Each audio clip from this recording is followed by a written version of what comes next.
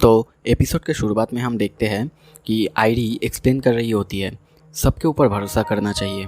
ये फ्लैशबैक की सीन खत्म होते ही हम देखते हैं सतरू आयरी के घर के बाहर खड़ा हुआ है और देख रहा होता है। तभी दो महिला वहाँ पे बातें कर रहे होते हैं। आयरी शायद अंदर अटक गई होती है। ये सुन के सतरू खुद को रोक नहीं पाता और वहाँ पे एक महिला के रुमाल लेके वो अंदर चला जाता है। वो आयरी को जल्दी ढूंढ तो लेता है और तभी हम देखते हैं कि आयरी भी थोड़ा थोड़ा कॉन्शियस है। तो वो अपना फोन सतरू की पॉकेट में डालती है ताकि उसके फोन में जो सबूत है वो पुलिस के हाथ में ना लगे। तभी वहाँ पे वो मैनेजर आता है। वो थोड़ा आगे आके सतरू को बोलता है, लगता है आगे हीरो तो मुझे ही बनना पड़ेगा और हाँ, तुम्हारे प्रॉब्लम में आयरी को मत घसीटो। सतरू उसकी बात सुन के वहां से चला जाता है। बाद में सतरू एक जगह जाके बैठ जाता है और सोचता रहता है ये सब किलर का ही काम होगा। फिर वो जब सतरू की फोन चेक करता है तो अब मॉम की एसएमएस देख के वो समझ जाता है वो जितना सोच रहा था किलर उससे भी पास है। सीन चेंज होता है। हम देखते हैं एक बिल्डिंग में एक आदमी को कॉल आता है। जो कॉल करता है वो खुद को सतरू बोलता है, पर वो आदमी खुद का नाम नहीं पता था। फिर सतरू एक कॉफी शॉप में जाता है।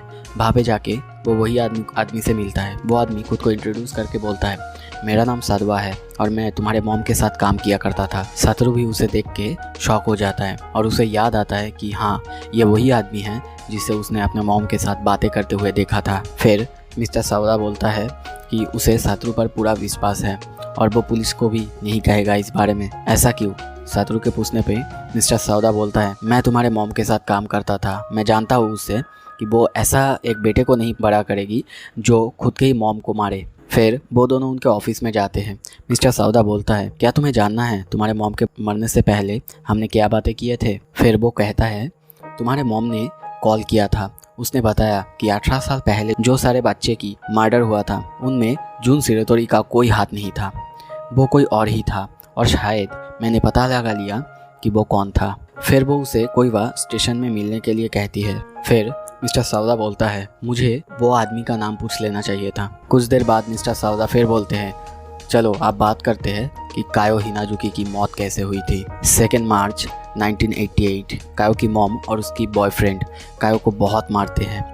फिर उसे वही स्टोर रूम में बंद कर देते हैं। ये करीब रात 10 बजे की बात होगी। तब तक कायो जिंदा थी। नॉर्मली हमको ये पता है कि कायो की वहाँ पे ठंड में जमकर मौत हुई। जब उन दोनों को ये बात पता चली तो उन दोनों ने बॉडी छुपा दिया था, पर असल में करीब रात को 10-11 बजे के अंदर कायो स्टोर रूम से गायब हो गई थी। और ये बात जब कायो की मॉम को पता लगा तो वो तुम्हारे मॉम को कॉल किया था कि शायद उसे पता होगा कि कायो कहाँ है। दूसरी तरफ जून सिरोतोरी को सिर्फ इसीलिए पकड़ा गया क्योंकि वहाँ पे जो जूते के निशान मिले थे उसके जूते के निशान से मिलते थे। पर थियरी ये है कि मर्डरर ने पहले उसे नॉकआउट किया, फिर उसकी कुछ फोटोज निकाले और वाटर फ्रीजर उसके मुंह पे मारे, फिर 20 मिनट्स तक वेट किया ताकि वो मर जाए। इस कारण से कायो की जो बॉडी होती है उसकी टेम्परेचर 20 डिग्री से नीचे उतर जाता है और वहाँ पे उसकी मौत हो जाती है। इसके बाद खूनी स्टोर रूम में उसकी बॉडी को वापस रख देता है। सतरू बोलता है, ऐसी हरकत युकी कभी नहीं कर सकता। फिर मिस्टर सावदा बोलता है कि कायो की मौत के बाद ऐसे ही कुछ बच्चे की मौत हुई थी और सारे मर्डर करीब करीब एक ही तरीके से किया गया था। उन्हें लगता है कि सतरू की मॉम को भी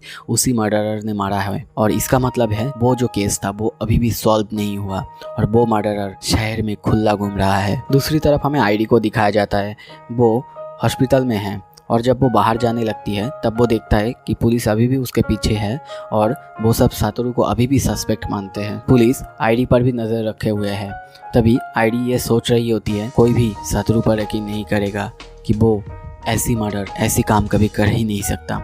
वो ये सब सोच ही रही होती है। तभी उसके पीछे से कोई आके उसके कंधे पे हाथ रख देती है। फिर दूसरी तरफ सतरू आयरी की फोन मिस्टर सावदा को देता है और वो बोलता है शायद किलर ने तुमको फंसाने के लिए आयरी की घर पर आग लगाई थी। सतरू बोलता है, मैं तो पहले ही फंसा हुआ हूँ। वो किलर शायद आयरी के पास किसी और रीजन से गया होगा। शायद जब मॉम ने किडनैपर से एक बच्ची को बचाया था तब उसी बीच वो जरूर उस पिज्जा स्टोर पे जाके मेरा स्केड्यूल पता कर लिया था और तभी शायद आयरी ने भी उसका फेस देख लिया था और इसीलिए उसने आयरी की घर पर आग लगाई थी। ये सब सुन के मिस्टर सवादा कहता है, तो फिर हमें बस पता लगाना है कि उस दिन काउंटर के पीछे कौन था और बस हमें हमारा सस्पेक्ट मिल जाएगा। ये बोल के मिस्टर सवादा हॉस्पिटल के लिए निकल जाता है और जाते जाते सातोरू को अपने कंप्यूटर में 18 साल पहले हुए मर्डर के बारे में रिपोर्ट्स हैं वो सब पढ़ने बोलता है। सातोरू भी कंप्यूटर में सारे सस्पेक्ट के नाम पढ़ता है। रिपोर्ट में एक जगह लिखा था किलर को शायद लगा था कि हिरोमी लड़की है, इसीलिए उसने उसे मारा था। सातोरू सोचता है कि नहीं, किलर को पता था कि वो लड़का है,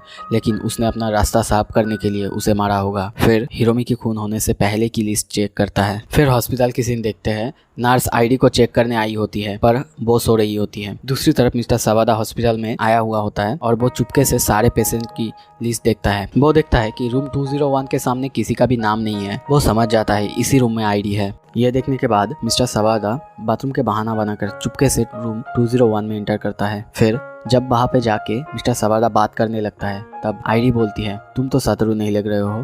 फिर मिस्टर सवादा बोलता है नहीं, मैं उसका दोस्त हूँ।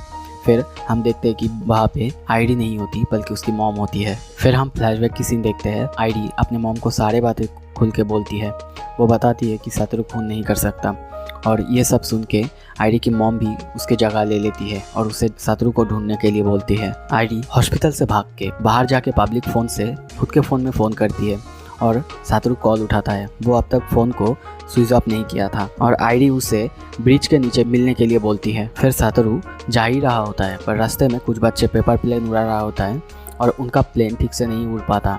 ये देख के वो उनकी मदद करता है पर वहाँ पे कुछ लेडीज थे जो इस वक्त उसे फ्री देख उस पर शक करता है। फिर वो ब्रिज पे जाके आईडी की इंतजार करता है पर बहुत देर इंतजार करने के बाद भी आईडी नहीं आती। फिर वो जाने ही लगता है पर तभी हफ्ते हफ्ते आईडी वहाँ पे आ जाती है और बोलती है मैं आ गया। आईडी उसे कहती है कि उसे मिस्टर निशिजोनो पर शक है क्योंकि उसकी बॉस उसकी बहुत चाटता है। वो दोनों हमेशा बॉस के ऑफिस में ही मिलते हैं। फिर बोलता है वहाँ पे से शायद वो टाइम और शेड्यूल देख सकता है और एड्रेस भी देख सकता है। पर सातोरू ने जो नाम लिस्ट में देखे थे उनमें से कोई भी नाम निशिजोनो से नहीं मिल रहा था और वो सोचता है कि फेक नेम भी तो नहीं हो सकता क्योंकि वो सिटी काउंसिल में काम करता है और वहाँ पे फेक नेम नहीं दिया जा सकता। फिर आईडी से बातें करते हुए सत अपने एक मांगा के बारे में बातें करने लगता है। उसमें एक ग्रिम रिपर नाम का कैरेक्टर है जो एक दिन गलती से एक बच्चे को मार देता है। फिर वो उसे जिंदा कर देता है लेकिन उसके बदले और एक बच्चे को हार्ट होता है। फिर वो उसकी प्रॉब्लम सॉल्व करने की कोशिश करता है पर फिर किसी को प्रॉब्लम हो जाता है।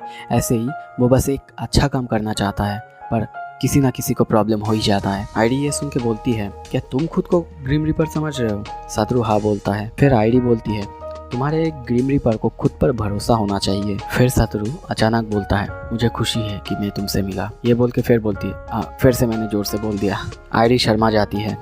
तभी वहाँ पे पुलिस आ जाती है और सातोरू को अरेस्ट करके ले जाने लगता है। तभी आईडी रोते हुए बोलता है आई एम सॉरी सातोरू, मैंने यहाँ पे किसी को नहीं बुलाया, मुझ पर विश्वास करो, मैं सिर्फ यहाँ पे अकेली आई हूँ, मुझे नहीं पता ये लोग यहाँ पे कैसे आए हैं। आई एम सॉरी सातोरू, मुझ पर विश्वास करो। सातोरू ये सुन के कहता है डोंट वरी आईडी, मैं किसी ना किसी तरह निकल ही जाऊँगा एंड आई बिलीव यू। फिर सातोरू जब आगे बढ़ रहा होता है वो वही आदमी को नोटिस करता है जिसको उसने अपनी मॉम की मर्डर के वक्त देखा था। तभी चारों तरफ सब कुछ ब्लैक एंड व्हाइट हो जाता है, वक्त थम जाता है और हम वही बटरफ्लाई को देखते हैं। और इसी के साथ दोस्तों ये एपिसोड ख़त्म होता है। मैं अगले एपिसोड जल्दी लाने की कोशिश करूँगा। तब तक आप मेरे बाकी वीडियोस देखते रहें और इस चैनल को भी सब्सक्राइब करें ताकि ऐसे ही वीडियोस आपको हर रोज़ देखने मिले। Thank you so much video देखने के लिए।